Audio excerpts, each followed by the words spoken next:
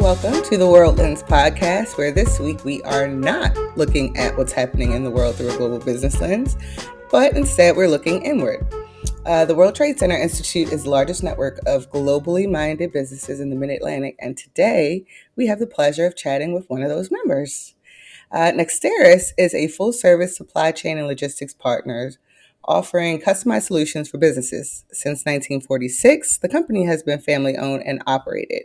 And I am pleased to be joined today by Ryan Polakoff, current president of Nexterus. Hey, Ryan, welcome. Hey, Michelle, how you doing? Thanks for having me. Of course. How are we doing today? Doing good. It's a Monday, and we've got coffee, so that's a win. It definitely is. So we asked you on today because you're going to be adding a new title soon, CEO. You're the fourth generation Polakoff CEO at Nexterus. How does that feel? It feels like a whole lot of things: scary, exciting, probably about 10 other emotions mixed into one. But my father's retirement in a few months. It's massive shoes to fill, but I'm genuinely excited to try to pick up on what he left off and build something special like he has for many years. But I've certainly got my work cut out for me. So yeah, a little bit of a healthy fear, I would call it, but I think that's a good thing. Yeah, it is. So, talk to me a little bit about the process of taking over as CEO from your dad, Sam Polakoff. When did he start thinking about retiring, and were you always the first choice to take over? Yes, I think we had been talking about it conceptually for probably the better part of 18 months, 24 months, Okay. maybe around once the business hits certain milestones. And then, quite honestly, once he feels like, he's just ready to hang it up. I mean, Michelle, he's put in almost 50 years of service into the company, which Wow. is unbelievable. Again, picking up the work from his father and his grandfather. So I think once we kind of mapped that out, we had just said, what would this look like? How would a transition work? And I've been working directly for him and with him for about 10 years now. And then the prior 11, I worked through other folks here at the company to learn the business from the ground up. So it's been a very calculated process. I think one of the things that a lot of family businesses maybe don't do as well as they want is succession planning. And Mm-hmm. Dad and I have just been in lockstep agreement at the hip on timing, what it would look like, and making sure that everything's mapped out administratively, structurally. So I think we're probably ahead of the curve in that. And then, yeah, to answer the other part of the question, it's funny, family business always has other dynamics of what people want to go into the business and what don't. Mm-hmm. So, sadly, first choice, I was probably the only choice because my younger sister came into the business for a little bit, working summers. She wanted to go do something else, and she's got a successful marketing career now going. I've had some cousins that have worked in the business. They decided it wasn't for them. And so after my So it's uncle only retired you. in 2015, yeah, it's right. So, and after my uncle retired in 2015, it really got down to just since 2015, working directly with my father in a one-to-one capacity. So I've told people, he's been here a long time, but what I've really enjoyed is this kind of last chapter, he and I working together really as partners more than anything, and how to operate his vision and then how to carry forward my own version of that. So long-winded answer to your question, but I think it's been very methodical, and Mhm. that's all him. Kudos to him. Nice. Planning a successful transition to power like this is definitely probably tough at any company. Talk me through when you actually joined the process. You said 18 to 24 months ago he started thinking about it and working it in. Was it something that you kind of kept close to your vest? Was it something that only internally everyone knew? Do you tell your customers beforehand? Yeah, that's a great question. So when we had started this process, probably in that time frame, 18 to 24 months ago. That's right around the time that I became president of the company. I was our COO before that and our vice president of sales before that. So um, it was a good exposure to make me the leader of the day-to-day activity, within my father still serving as CEO and chairman of the board, still being the visionary, but ultimately the buck stopping with him. So these last 18 to 24 months have been really good to just work directly with the management team, operate Sam's vision, and get the company into a good place operationally and financially. So I think you hit the nail on the head with your question, Michelle. I think a big piece of what makes any business successful and longevity is the relationships and the people. And for us, it's Yeah. something that we hold true and dear. So we had started communicating. broad strokes versions of kind of what was happening to our customers, to some of our vendors, our strategic partners, Hmm. and just saying, hey, here's what's works really good today. As I get more entrenched and ingrained in this, what would you want to see? Whether it's how we do business together, are there products and services that we can offer that we aren't doing today? We've Nice. tried to make it a very iterative and collaborative process. Nice. I like that. The full power transfer hasn't happened yet. Still a few months left. What have you learned since the announcement in July? Well, I learned that thank goodness I lost all my hair a long time ago, and I have nothing left to lose here.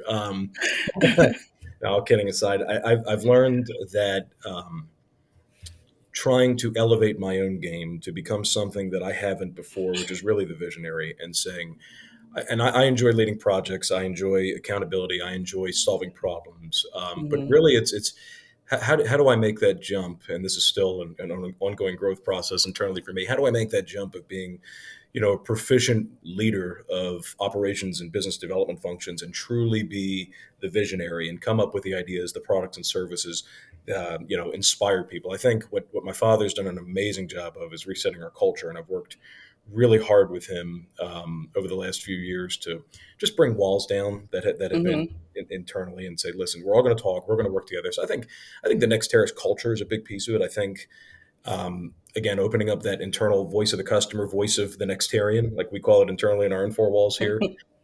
We have really opened up lines of communication internally. Nice. And I had an executive coach tell me once a long time ago that I worked with, said, "Be the boss that you'd want to work for." So that's something I always keep in It's my good mind. advice. I got a little time of freedom left here, so a little more coffee. I'll try to figure it out. Your dad was the CEO at Nexterus during a period of really big growth. It's a tough act to follow. How, if at all, do you want to differentiate how you're leading Nexterus from your dad? Yeah, again, great point, great question. I mean, I think if you look back on the last 50 years of his involvement, and I followed a very similar track through the business of learning different Hmm. operations positions from the ground up. He and I both spent respectively many years in sales, and I think having the strong operations background and then going to sell is two really Yeah, good keys for leadership, because you get the relationship skills, you understand negotiation, you understand people, and just it really right. drives that component. But I mean, listen, he's had us. We've done custom software development projects. We've grown in the past by acquisition. That he led multiple acquisitions, which helped us grow. So I look back on the body of work, and it's large in scale. It's impressive, and Hmm. so for me, it's what have we done before, like those things that make sense, and quite honestly, what haven't we done that makes sense? And so that's what Yeah. I'm kicking around with our management team a lot right now is based on different factors in the world right now and what could materialize in the next year or so, and kind of in all things. What could we be doing to help small manufacturers that we're not doing today? So for me, it's going to be pay attention to the things that got you here, but don't be afraid to Hmm. try new things. I like that. So you started your career at Nexteris back in 2003. Like I said before, you're fourth generation. At any point, did you think to yourself, "Oh my God, I can't work here like my dad. I got to do something else"? Yes, I did. um, So I initially, I had designs of wanting to be an attorney, Hmm, wanting to maybe be an actor or comedian. So I think I get to do a little bit of that every day here in my job, which is fun. But nice. um, I think for me, Michelle, what it was is coming into the business as a kid and seeing what it was. I didn't have some affinity for logistics or supply chain at the time. I do now in the way we do it, but Hmm. at the time, it was quite honestly really just seeing what the business meant to my dad, coupled with a 1A of seeing that my sibling, my sister, my cousins didn't want to come into the business, and I kind of had this one, see what it means to him, and then two, this is going to die with me if I don't jump into this thing. So I've Yeah, treated it the last 20 plus years now as it's a cool opportunity to write new chapters in an old story, and that's what I'm pumped about. I like that. You're like, I'm gonna keep it going. Yeah, absolutely. So you mentioned that you kind of worked in all these different departments, kind of starting your way from the bottom and learning the business. So you've seen it all from every perspective possible. How has that helped you understand the company a little more? And any experiences that you wouldn't have had you started at the bottom, or I think it. One, I think it's helpful. I don't need to be an expert in anything, but I consider myself a master generalist of our business. So I need to understand the basics, and then my nice? job is to provide resources, support, coaching, and how do we get to our goals. So I think for me, it's helpful. Again, I try to look at things from the other, like if I'm having a conversation with someone or running a meeting, I try to see the problems or the issues through their eyes and say, Mm-hmm. you know what, if this guy's going to come in, has he walked a mile in my shoes? And I may not have walked a mile, but I've walked a quarter mile. So I at least understand what they're doing and Right. try to have those situations to say, okay, we understand that this is how this impacts operations. This is how it impacts customer service. This is the sales component. How do we agree on a common goal that supports Mm-hmm. all of these subunits? But this is success. So I think I'm glad he put me through that because I think it got some respect internally, but it's also allowed me to just help everybody see what their piece of the puzzle is. Yeah. And, there's the stereotype, family owned business, boss's kid, just kind of coming in, doing everything different, changing things up. How are you going to avoid that type of stereotype? Yeah, it's a. I think because I've seen situations of this in other family businesses where boss's kids, son or daughter, will come in years later and they haven't spent the time there. So I think for me, Hmm. I'm for better or worse, I'm a known commodity here. Everybody knows you. Nobody knows me, and I'm a big believer in promoting from within, as was my father. So we always are willing to go attract and hire good talent, but everybody on our management team, including me, started in a position lower with the company than they are now. So I think that's a testament to we believe in our people. Our average employee tenure is still over 10 years, same as our Yeah, customer tenure. So I think for me, again, it kind of follows probably back to that other line, which is pay attention to what got you here, and then work with the team collaboratively. I make decisions with the input of many. I'm not an autocrat in any sense, which is nice. let's collaborate on this. Let's go take 90 minutes. We have a couple whiteboard spaces in our building here, Hmm. spaces where we call them innovation centers. And so the management team or a small focus group of Nexterians will say, let's just no idea is a bad idea. And I actually learned this a concept of this in the Bowie Fellows group that I was in a few years ago through WTCI. But Nice. no idea is a bad idea. Let's just pretend that there's no hindrances, nothing's encumbered. Let's throw everything on the wall and see what sticks. And as simple as that sounds, it's been an incredibly fruitful practice. Nice. I like that. And it's a lot of room for internal growth. Absolutely, yeah, and it's been good. It really has. I think culture is what rings true for us, no doubt about it. Hmm. So, as you prepare to take over the reins, any thoughts on the next generation of Nexterus? Is there another Polakoff CEO waiting in the wings? I sure hope so. One day, if she wants to come into the business. So my wife and I had our firstborn, our daughter, about a year and a half ago. So she'll Hmm. she'll be ready by next week. Just get her badge and let her scan in. Now I do have like I said, I do have a 1.5-year-old daughter. I've got a 2-year-old niece, and so there will be that opportunity for any member of the fifth generation who wants to come into the business. And um, I think one of the things that kind of holds true to that question for me, Michelle, is for 20 plus years, and this will still always be true. But I wanted to come in and show my dad that hey, I'm going to work extra hard. I don't have the natural intelligence that a lot of other people have, but I've got the work ethic, and I'm gonna put the work in, and I'm gonna make you proud. And for me, now that's kind of evolved to what Hmm. what my father's mission statement has been, which is I need to build the business and successfully transition it to the next generation. So Mm. I'm now starting to inherit that battle call, which I was on the other side of that equation for a long time. So it's very much something that's still marinating, but I'm pumped. That's exciting. I mean, you got time. They're only 1 and 2, so you got some time to That's true. perfect it all. I got a little time. I want to leave them something special. If they want to come into it, it'll be there for them. Nice. So over the course of your career, how have you kept yourself sharp? Staying at the same company for so long, it's easy to be in a bubble. Yeah, And you mentioned like your Bowie Fellowship, which, shout out to WTCI. Did absolutely. that have any role in, making sure that you were prepared for this? It did, and I think kudos to WTCI. As you guys know, I'm a huge supporter of your organization. But yes, that Hmm. group specifically really helped me. And I think I'll probably get the number wrong, but it's some impressive statistic that they have. That's 80+% of people Yep. that I think go through that program have been promoted. And so you look at, just my own data as a case study. I've been promoted 3 times over since going through that.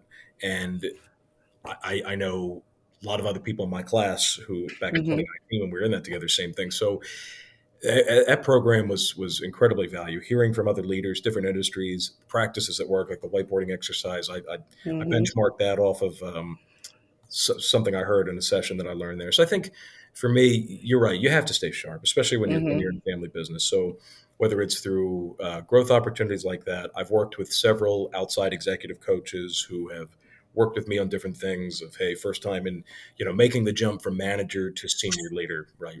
How do you look at it through the lens of a CEO versus an executive? So Hmm.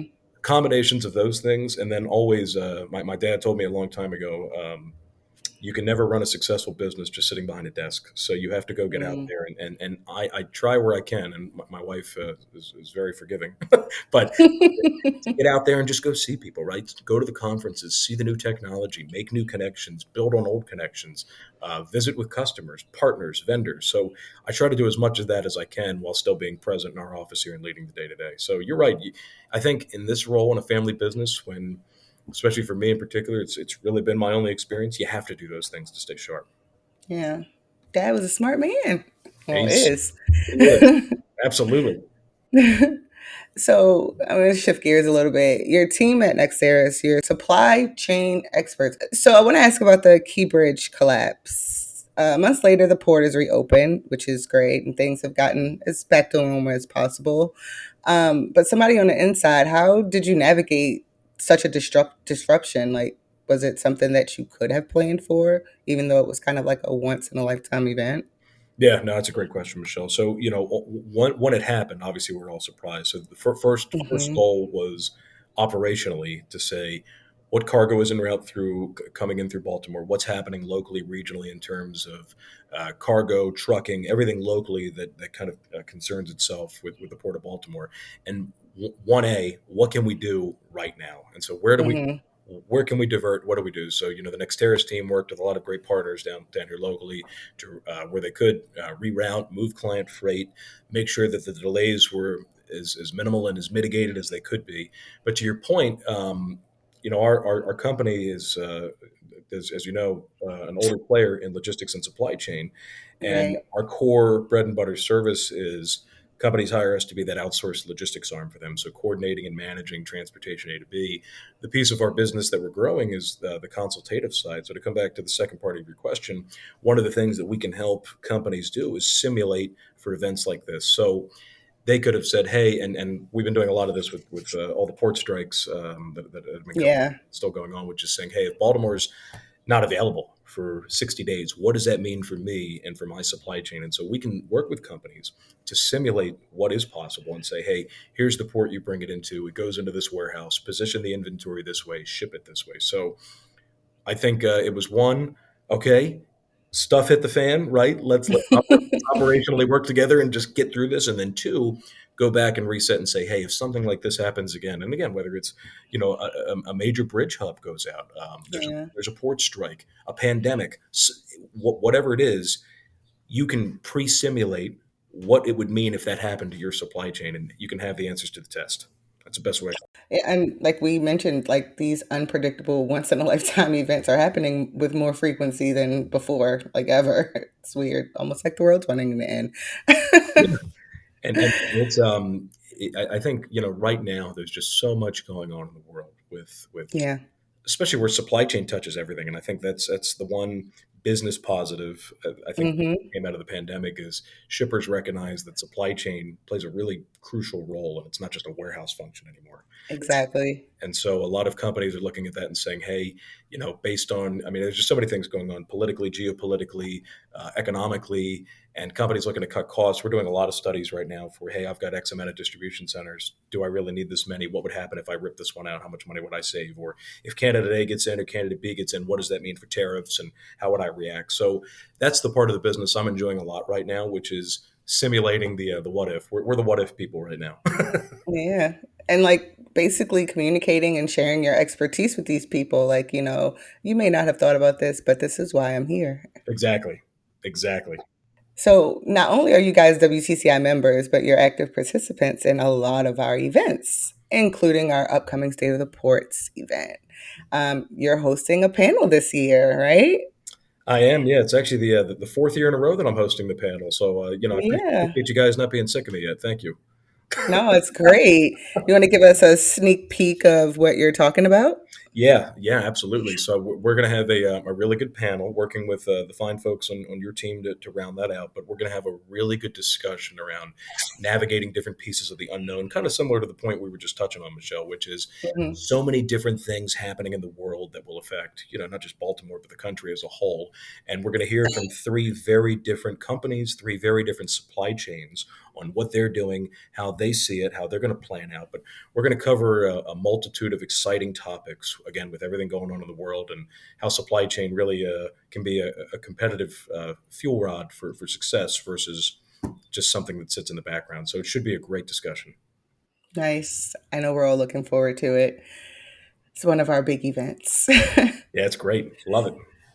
So, last thing I kind of want to pick your brain about. You are the fourth generation of a family owned business. What do you think?